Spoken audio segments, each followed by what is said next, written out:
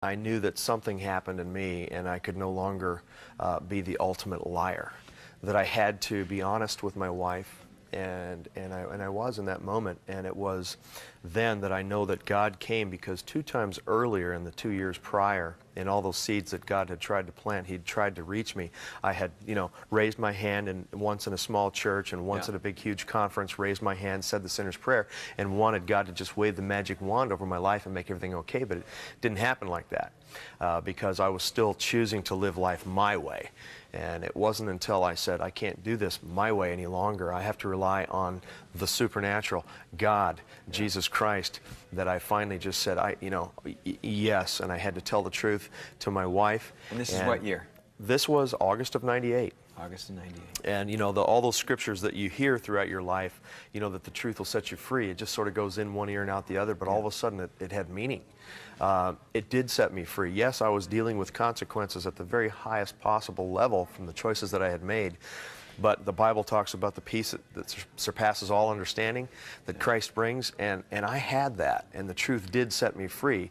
I no longer had to wake up in the morning and be a chameleon and put this hat on when I was out in the wrestling world, and this hat on here when I was with that group and this group and that group. I was just Steve Borden. And God slowly but surely gave me the ability and the strength, and my wife, to reconstruct and fix the marriage, and one brick at a time to build the bridge of trust back again. I was delivered completely from the prescription drugs overnight. I didn't go to a drug rehab or anything like that. I just stopped literally overnight. Well, you said you needed something supernatural. You couldn't do it in your own strength. That's You're right. a big, strong man, top of your game in the wrestling scene. Right. But you knew you couldn't handle this. That's right. Like the entrapments and the addictions. Right. And how do you fix a marriage, You can't do it on your own when it's when it's to that level, especially. And but Christ came and gave us life, and life more abundant. I wonder, Steve, if you can talk to that person that's watching right now, who perhaps they've had a measure of success in their life as well, but there's some areas in their life they can't fix, they can't break free from. Can you give them an encouraging word? Because you've been there, you've done it, you're through it. Yeah, there's a couple.